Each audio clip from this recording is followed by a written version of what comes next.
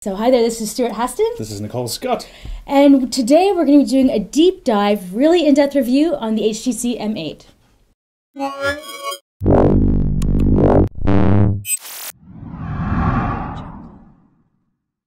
So if we dig deep into the hardware here, we can see first of all, it's got a 5-inch screen. This is a Super LCD 3. HTC is one of the only companies currently using this technology. Inside, you've got a Snapdragon 801 system on chip from Qualcomm that's backed by 2 GB of RAM. The 801 system on chip also uses the Adreno 330, which is a great GPU. You're going to have fantastic gaming with that. Around the rear side, you've got a dual camera setup. So you've got a 4 megapixel camera here backed by a depth perception sensor. The 4 megapixel might sound a bit low, but HTC are plowing their own path with this kind of technology. They're using ultra pixels, so 2 micrometer pixels rather than a standard 1.2. In terms of cameras on the front, you've also got a selfie cam, which is a pretty generous 5 megapixel.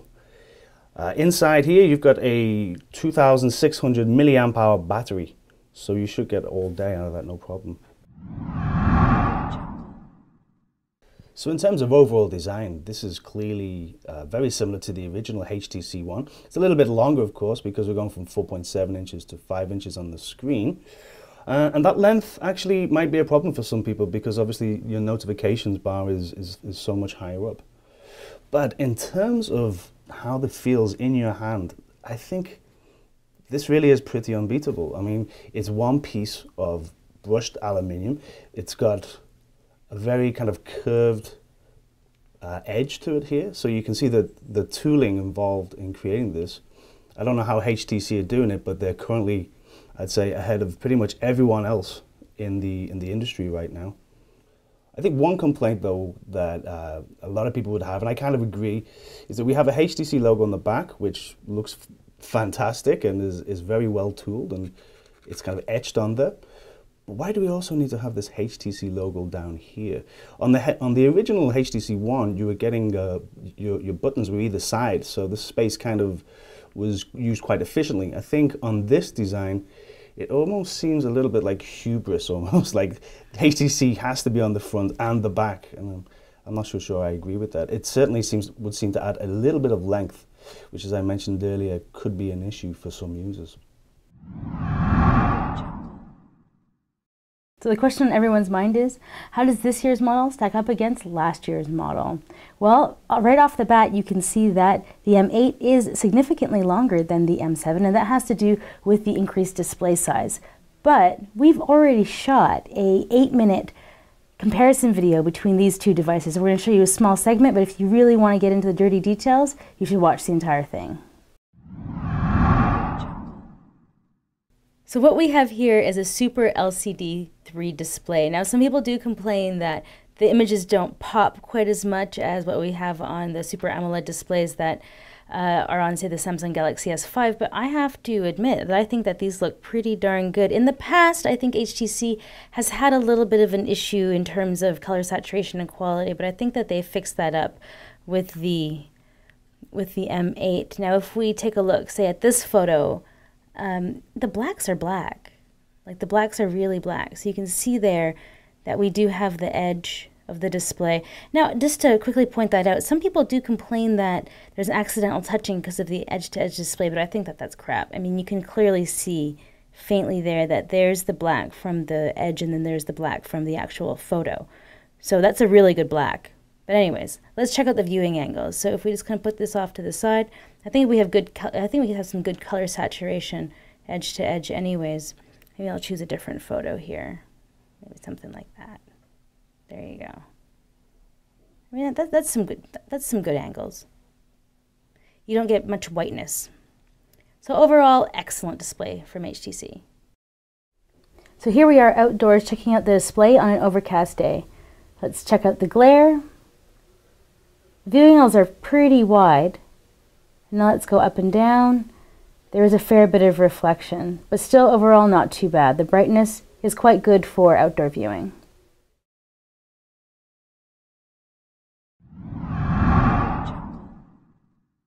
So let's take a closer look at the camera. We have a 4 megapixel ultra pixel camera on the back. Now, ultra pixel means that it has a wider pixel, so the pixel itself lets in more light. So technically they have a higher quality pixel over more pixels. So even though 4 megapixel is very low compared to, say, the Z2, which is a 20 megapixel camera, or the 1020, which is a 42 megapixel camera, this is only 4, but the wider pixel kind of allows for a lot more. And then this is actually a dual camera. So this is a depth of field camera here at the top. So you can do really cool things like U-focus, which I'll show you shortly.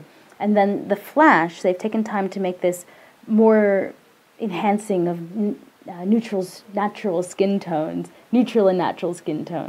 So there's a yellow and kind of orange there, you see. So this is similar to the flash on the iPhone 5S. On the front, we have a selfie cam. So this is 5 megapixels. So the difference is 5 megapixel, normal pixel, 4 megapixel, ultra pixel. So in terms of picture quality, the difference that you're going to see is there's going to be a lot more detail on the rear-facing camera, and though this is technically higher megapixels, there'll be less detail. Even the colors and the punchiness will still be quite vivid.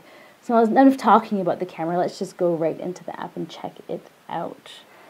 So in general, one thing that I find very surprising is that even though they've included this depth of field camera here for the hardware, in their modes, they don't have a U-focus mode, right? Selfie, for the front-facing cam, like I was talking about, dual capture means that you can take a picture with the front and the back. I'm not super fond of this because I'm not sure what the usage scenario is, but it's still interesting. Pan 360 has never really worked for me. The few times that I've tried it, the photo has been misaligned, which is very disappointing. So Zoe is from the HTC M7. It's been around for a while. It creates auto highlights, reels, and makes very professional looking content out of your content. Then we have camera and video. So let's dig right into the meat and open up the camera. Okay, so let's just open this up. Right, so I wonder why they're locked. So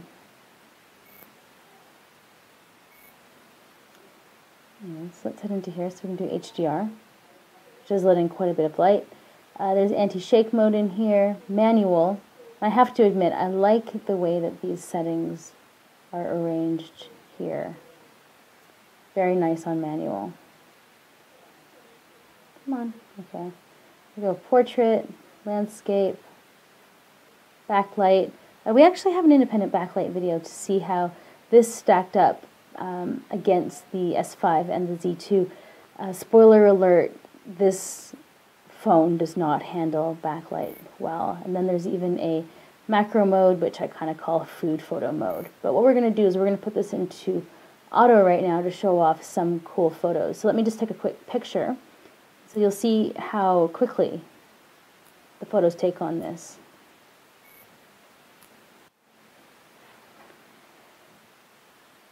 Alright, so let's check out the photo. Alright, so I've just taken this great photo. So now let's head into edit. And then you can see that we have U-focus right here. So it processes the camera, and you can tap to focus. So that blurs that out. We focus on my face over there. What about this guy? What about him? You can see that you can take really professional looking, really great looking shots. There's a bunch of other, let's just pull out of there. Do foreground, actually let's just do seasons. I'm not sure who really uses this, but let's just head into a gallery for a second so I can show you a couple of really, well, my favorite 3D here. It's just with some lemons, so we just hit edit, effects, 3D. And I think the cool thing is that you can actually see this in the video. That you can see the lemons moving. I mean, it's a really cool, it's a really cool effect. So let's just take that off. And then I'll move the camera for you. Do you still see? They're not moving. They don't look 3D. Now, one of the things that they've also done inside the camera mode is inside the galleries, they've switched things up a little bit. So you see that we have locations, it'll go by city, Then we have albums. And then we have timeline. So timeline is just everything that you've taken. So if you tap on something, you have to tap down in order to check out what you've seen. If you tap up here, it like launches into Zoe, and then you have like a movie that's being made of the last things that you've seen. Albums is kind of the same.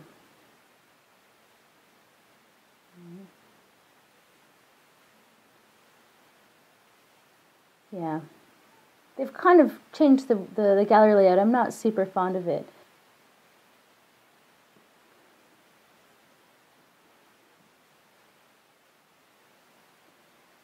So the M8 is a great camera for everyday kind of shots. It's quick, U-focus is kind of cool, you can see here.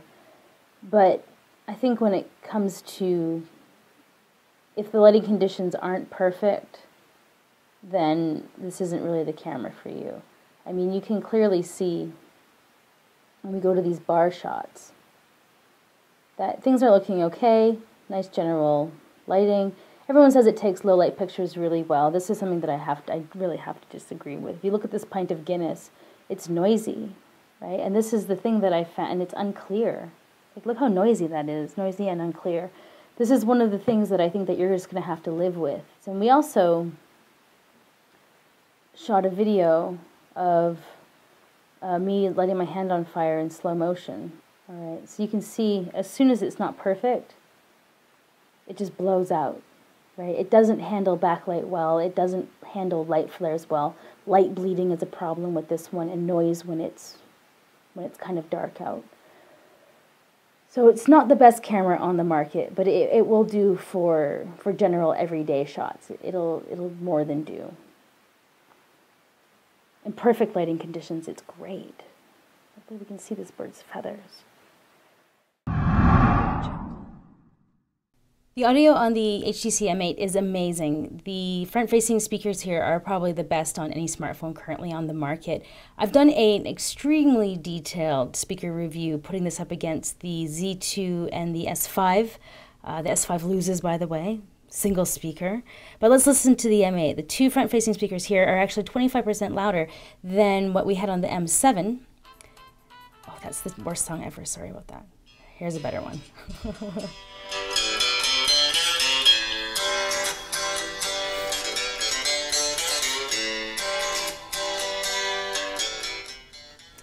So you can even see that you can head into the settings where you can turn on and off the boom sound. You can't do it while it's running, but it's just nice little software additions that HTC has done with the sound that make this, I think, the best smartphone on the market in terms of sound quality. But make sure you check out our comparison because it's just good to see another phone kicking another phone's ass.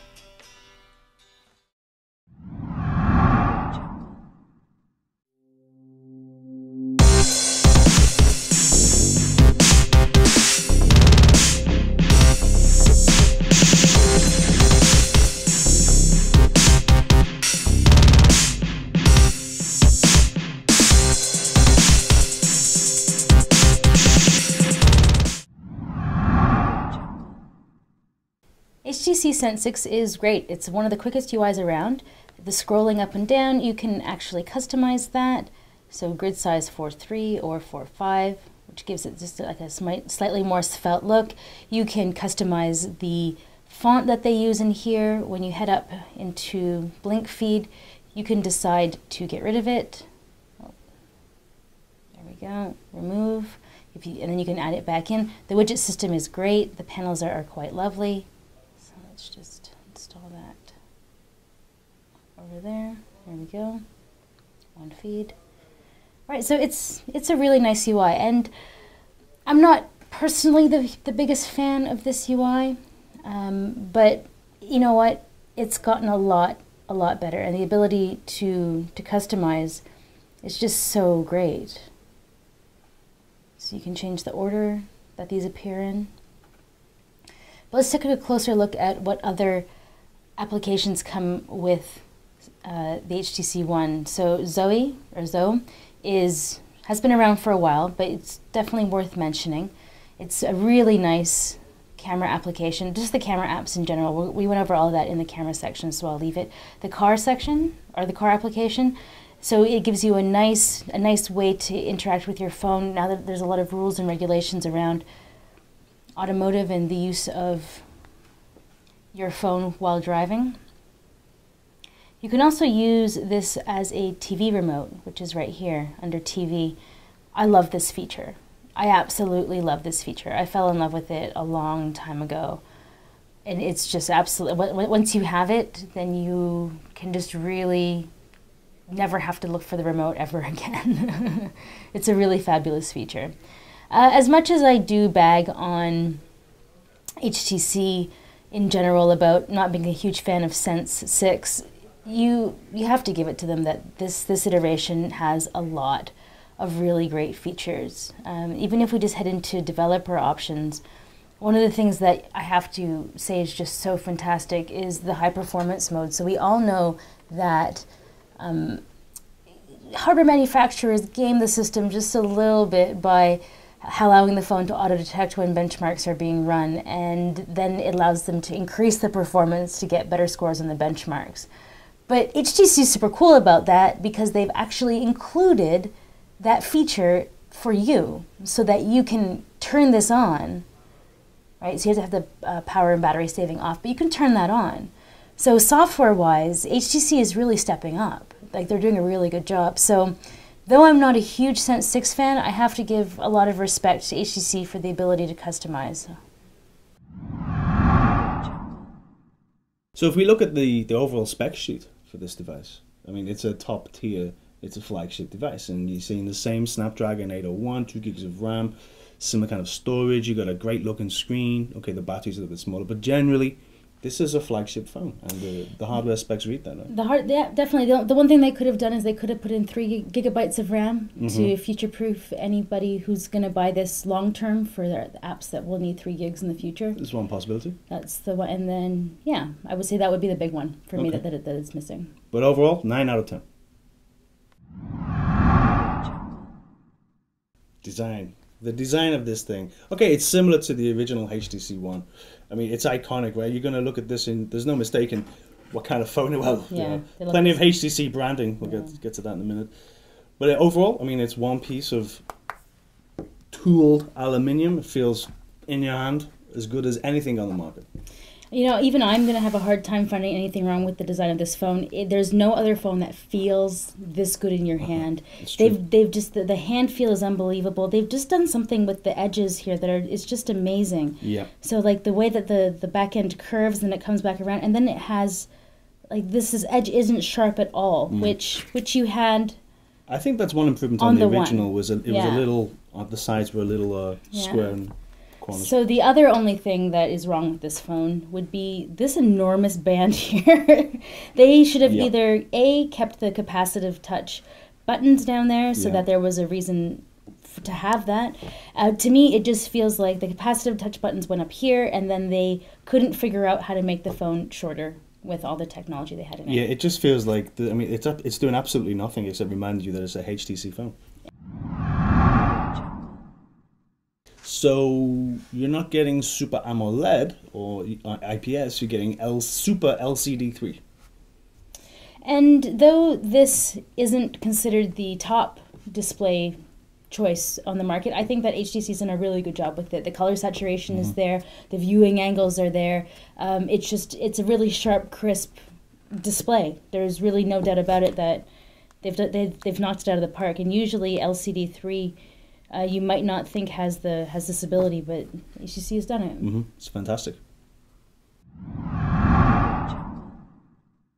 There's some good and some bad in this one. It's a mixed bag. This is a mixed bag camera. It's when the lighting conditions are perfect, there is no better camera on the market. Taking fantastic photos. Fantastic photos, the extras, the 3D, the depth of focus. There's just so many great things about this camera. But if you're not in ideal conditions, if it's slightly dark or low light environment, or it's not the same quality of point and shoot that you're going to get with, say, the Z2 or the Galaxy S5. You know, it's funny because a lot of other reviews in the market have just been pointing out how amazing the HTC One is for low light photography, and I just tend not to agree. No. I feel that when the light goes low, you lose so much of the sharpness and so much of the focus, Yeah. right? And some of the other, like Kubert over at Uber Gizmo took some really great shots of, like, you know, a street scene at night with like water reflections with different colored lights, and it looked stunning. But something like that, where it's a low light, well lit street, Yeah. that came out well. But you know, it's like the Guinness photo that you took in the bar. As soon as the lighting wasn't there and you wanted to take a close up picture of something, it's noisy, it's grainy, it Yeah. can't focus. And that was a few shots as well. It just wasn't happening. Yeah. So it depends on the environment you're in. You can take amazing photos with this device, but it's not going to be easy at times if the environment's not great. So audio, Best on the market. they have it. They nailed it. They totally nailed it. HTC killed it. So it's what, 25% more? More than the previous, which louder was than the one, pretty which damn was loud. really as loud. well, Yeah. right? Yeah, I can imagine some teenagers going to be cranking this up on the back of the bus, and they're going to be annoying a lot of people because A little like ghetto. it's really loud. It's kind of it's as loud as you'd have your TV in your living room, kind of loud. You know, it's kind of like, how have they done that? Bringing back the ghetto blaster. Yeah. So actually, guys, I have done a really detailed speaker comparison on this, an audio quality test. The S5 versus the Z2. The Z2 also has the dual front-facing speakers. So if you want different genres of music to see exactly how this sounds, we have a video for you. The performance is great. Yeah, the performance is great. It's Snapdragon 801, 2 gigabytes of RAM. Sense 6 is quick. It's a top industry performer. There's no doubt about When you it. get down to the benchmarks, it's also doing very well. Doing very well. That may also be because they got caught gaming. What was it, at Wow. that one time? Or was it Optimizing? optimizing. They're calling it optimizing now. Right. But I think for most users, 1 or 2 points in a benchmark score, it's who cares? It's the actual user experience, and the user experience is there. Battery. So in theory, 2600 milliamp hour battery. It's not one of the biggest on the market. I mean, Sony going all the way up to 3200 on the Z2. Yeah, but I mean, to me, it's all about, does it get you through the day? If Okay. you're a heavy user. Yeah, I kind of agree. I mean, I think the time now where we're worried about phones not getting you through the day, it's kind of less and less. And with this new generation of phones, you've seen also some pretty cool power saving features as well. So if you really do feel like your battery's going to go soon, you can switch that on. And the power saving mode on the M8 is pretty good, but it's definitely not as good as the one on the S5. Yeah. Their ultra power saving mode is the Well, best. I think that one can't be beat. That's kind of a first to go to that level of Yeah. low power usage. Yeah. Ultra saving. But do we knock a few points off HTC because they're not giving you the biggest battery? I think that's kind of fair. I'm not a fan of blink feed. I never have been. I like on Sense 6 that you can get rid of it quite easily and seamlessly, and Right. it's really nice that HTC has finally learned their lesson about including a lot of bloatware. Yep, definitely less bloatware than, say, Samsung, who are still pretty happy with the bloatware, right? So, yeah. Yeah, they're happy to the point where you need to have SD cards and just to have any internal memory space. It's true. I mean, HTC are definitely doing better in that area. But I think the new Sense version 6 is an improvement on previous generations. It's slick. I like the menu system. It's fast. Yeah. And it's fast. You really can't deny that it's fast. And Very HTC has put in a lot of effort onto this device with the incredible stack Yeah. of features on the camera. Mm-hmm. I And it's mean, all pretty easy to access. You find that nothing is buried too many menus deep. Yeah, that's true. So, I'm a fan. I like it. I like Sense. Do we think it's a reasonable price? It's on par with every other flagship on the market right now. It's coming in at around the same figures as the S5, the Z2. But when you start looking at Yeah. but times they are changing. Times are changing. So like the OnePlus. The OnePlus is, of course, the big game changer, but you've also got other players, and like Xiaomi also coming out of China doing some awesome devices for a lot less than the premium on this guy. So this goes for what, 6,650? The Xiaomi will come in at 2. Yeah, so it's a pretty big difference. We'll see how this plays out in the months to come. Maybe the price will come down. But I think for right now, my feeling is that if you were a fan of the original one and you really fancy the M8, you're going to pay. You're going to pay, exactly. Yeah. I like it. I think it's going to be regarded as one of the best phones that HTC ever did. And I think a score of 8 out of 10 overall is pretty spot on. The design of this device is going to push Samsung into something else. I don't think that Samsung is going to be able to get away with doing plastic phones for much longer if HTC keeps on building devices like this. And you got Sony using glass as well. Yeah, and Sony is using glass and aluminum as well. I mean, I was a huge recommender of the One. Yeah. Right? I suggested this to so many different people. Half of my family owns the One because it just feels like a tank. The people that I think should be buying HTC devices are those who don't refresh their handsets often. You think because the longer refresh cycle, you're going to get a longer ownership time out of... If you're going to buy something like the S5, right, it's made of plastic. The back's going to probably wear out a little more quick, but you can replace parts on it, and you can replace the battery, which does allow you to keep it for a little bit longer. But for something like this, you can drop it a lot more if you have issues with cracked displays. Like if you're somebody who's physically hard on their devices and you want to keep it for a long time, I suggest something like this. If you keep your devices for a long time and really take care of them, then something like the S5 might be a better choice. I think it's a tank. It's a 160-gram tank. It's solid. I'm into it. That's one thing that I could never get past on the HTC. Though I was a huge One user, the button on the top, I could just never get past that. Right? But that's, if you're used to that and it's something that you like. I think if you've used HTC much in the past, then not going to be a problem. But for me, it was the fact that I was constantly flipping it around, right? If I'm pulling it out of my pocket and I'm talking to somebody and I want to turn my phone on because I don't want to be rude and look at my phone all the time, and I could never figure out where it is. And the top buttons are very flush to the device. They're very flush. Stand out much at all. Right. So unless you're feeling for the camera button or the camera ridges on the back, to me, I always spent way too much time flipping around with it. That's why I liked things like the Z2 with the side button, right? Or the G2, which would be my favorite button position ever, right in the middle and the back. The LG G2, I think, is one of the most stunning devices on the market, period. I think, though, HTC have been kind of using the button in this space here for some time now. So I think once you get people used to a certain design, you got to stick with it. Well, of course, if you were an HTC One user and they changed the button position on you, you'd probably stop being an HTC One user.